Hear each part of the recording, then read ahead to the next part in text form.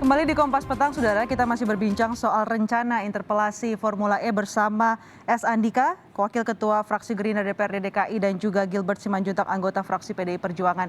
Tadi terakhir kita janji akan membahas soal anggaran dari Formula E. Pak Andika, Pak, Anda menyebut bahwa ini program yang memang sudah dianggarkan. Seperti apa proses penganggarannya waktu itu? Baik, Mbak. Tetapi saya coba meluruskan dulu kalimat dari sahabat saya, Dr. Gilbert tadi. Kalau bahwa mengadakan rapat di luar kantor itu secara sudah tidak sesuai, secara de jure itu tidak tepat dan sebagainya, tidak sesuai dengan norma etika. Saya kok agak bingung, definisi rapat itu seperti apa? Kita datang, terus kemudian makan bersama, kita berdiskusi, kita menanya hal-hal yang terkait dengan kondisi saat ini, tidak secara formal. Apakah ini bisa dikategorikan rapat? Itu dulu yang pertama. Kemudian yang kedua, terkait masalah keuangan. Kita sama-sama, kami juga setuju bahwa kondisi keuangan kita saat ini masih kurang baik.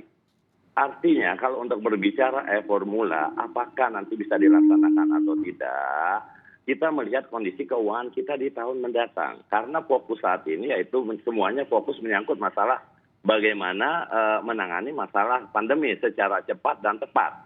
Bagaimana bisa memenuhi kebutuhan masyarakat yang saat ini dalam kondisi kesulitan akibat pandemi yang berkelanjutan. Apakah program Formula E ini bisa menjadi salah satu program yang bisa menangani pandemi, maksud Anda? Bukan dikaitkan dengan pandemi. Artinya bahwa kita berharap kondisi tahun depan itu akan menjadi lebih baik. Melalui Formula E ini juga tentunya kita berharap recovery atau pemulihan ekonomi dengan dilaksanakan Formula E ini tentunya bisa menjadi bagian yang ingin bisa membantu ekonomi bisa menjadi tumbuh kembali. Kenapa demikian? Apakah ada implikasinya? Tentunya ada. Dengan datangnya dari luar, kurang lebih ada 2.000 kru yang bermalam di Jakarta, membelanjakan uangnya di Jakarta dan sebagainya. Kalau persoalan kita tidak punya uang atau tidak, ini juga sesuai apa yang dihasilkan oleh audit BPK. Kita sama-sama belajar nih dengan Pak Gilbert menyangkut audit BPK. Bahwa ini baiknya dikerjasamakan dengan pihak swasta, dilakukan kolaborasi dengan pihak swasta. Nah inilah perlunya kita duduk bersama, yuk kita duduk bareng. Bagaimana supaya hal ini bisa berjalan tetapi dengan tidak menampilkan yang menjadi prioritas utama kita adalah membantu masyarakat di dalam mempercepat supaya pandemi. Pak Gilbert, alasannya Formula E ini bisa membantu recovery ekonominya Jakarta, bisa membangkitkan pariwisata. Tanggapannya, menurut Anda bisa Formula E ini? Saya sudah perhatikan semua statement yang muncul dari 7 fraksi yang menolak. Tidak ada satupun yang berbicara mengenai data. Semua berbicara mengenai narasi, kata-kata. Tidak ada data sedikit pun. Mereka tidak pernah menyampaikan berapa kemudian recovery yang kita dapatkan. Semua recovery yang mereka sampaikan adalah recovery imajiner. Tidak ada recovery yang kemudian berapa persisnya data yang akan diperoleh. Dan perhitungan BPK tidak lagi imajiner tetapi mengatakan rugi 100M. Kemudian kalau kita perhatikan, kalau dikatakan wisatawan akan datang, justru temuan BPK mengatakan tidak akan ada yang datang karena kondisi ini pandemi dan bisa memacu kondisi yang lebih buruk. Di samping kemudian tidak ada yang datang dan kita perhatikan, Olimpiade Tokyo sendiri yang begitu ketat, mereka sendiri tidak mengundang ada wisatawan yang datang dan masyarakat di sana pun tidak ada yang datang. Bagaimana bisa ada orang datang ke Indonesia dalam kondisi sekarang? Itu yang pertama. Jadi semua data yang disampaikan adalah data imajiner yang intangible. Semua bentuknya kata-kata, narasi. Tidak ada kemudian data yang muncul. Dan saya sudah mencatat semua fraksi yang mengatakan setuju. Yang kedua, kalau dikatakan bahwa ini kemudian masih bisa dibatalkan, saya tidak pernah mendengarkan ada statement dari eksekutif. Baik Wagub yang selalu bicara di media, saya tidak melihat gubernur ada selama ini, saya tidak tahu. Dulu Wagubnya tidak ada, gubernur tampil terus. Sekarang Wagubnya ada, gubernurnya tidak tampil. Sampai saat ini, Wagub selalu berkata bahwa ini harus terlaksana di Juni 2022. Silakan cek di koran. Jadi kalau dikatakan kemudian ini masih bisa dibatalkan, siapa yang membatalkan begitu? Hanya bisa dibatalkan kalau kemudian semua memihak kepada rakyat.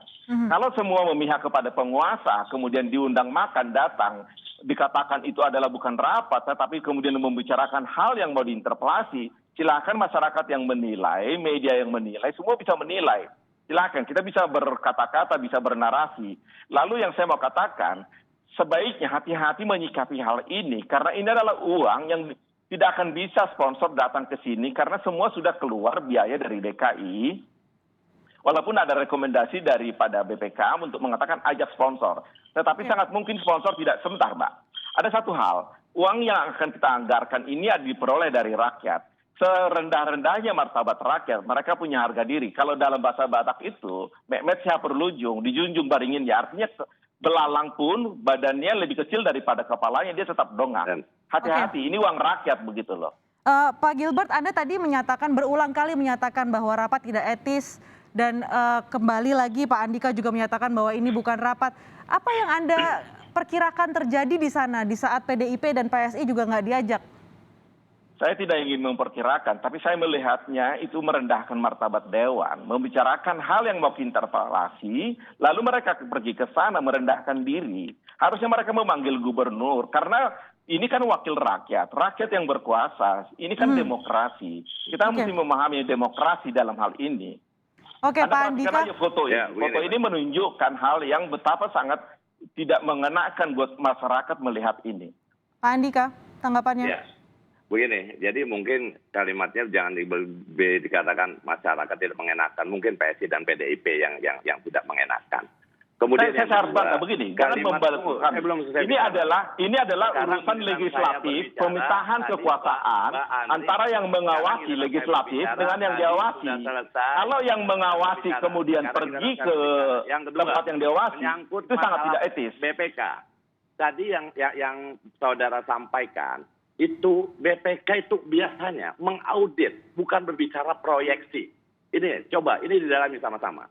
BPK udah membaca. Mengatakan proyeksi itu mengatakannya hasil audit, bukan proyeksi. Ini dikasih garis bawahi dulu. Yang kedua, jangan sering menggunakan kalimat. Anda tidak membaca dengan baik, Pak Andika. Hanya menggunakan hasil audit BPK-nya Anda tidak baca dengan baik. Bang Gilbert aja yang punya data. Jangan. Kita sama-sama. Kita tidak mengatakan kita mempunyai jasa, tidak. Artinya, kita menghimbau sebagai gambaran. Kenapa kita kasih 5 saja yang tanda tangan? Karena kita berharap yang lain masuk. Nah, yang kedua juga yang menyangkut tadi, saya katakan bahwa berbicara masalah BPK, kita sama-sama sepakat bahwa hasil audit BPK harusnya menyangkut masalah formula ini.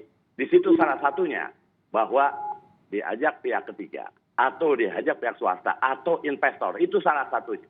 Tidak berbicara kerugian, proyeksi, dan sebagainya.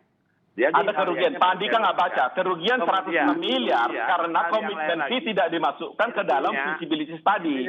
Lalu kemudian BPK mengatakan ulangi feasibility study karena ini rugi. Jadi ada 3 itu hal yang direkomendasikan BPK.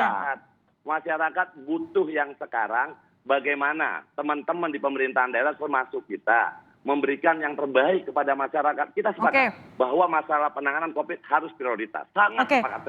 Betul. Justru karena COVID prioritas, makanya formula E batalkan. Berbicara masalah formula, berbicara masalah interpelasi itu hak masing-masing. Oke, hak masing-masing dari fraksi di DPRD DKI Jakarta, dan prosesnya nanti masih akan berlanjut di rapat paripurna dan juga dibahas sebelum paripurna ada di betul. Nah, nanti kita tunggu ya bagaimana kelanjutan dari interpelasi soal Formula E. Setelah ini masuk ke badan musyawarah. Oke, nanti habis itu baru dibahas di rapat paripurna. Kita tunggu hasilnya apakah interpelasi dari PDIP dan juga PSI ini akan lanjut atau tidak. Terima kasih Pak S. Andika, Wakil Ketua Gerindra DPRD DKI Jakarta, dan Gilbert Simanjuntak, anggota fraksi PDIP di DPRD DKI Jakarta telah bergabung bersama kami di Kompas Petang.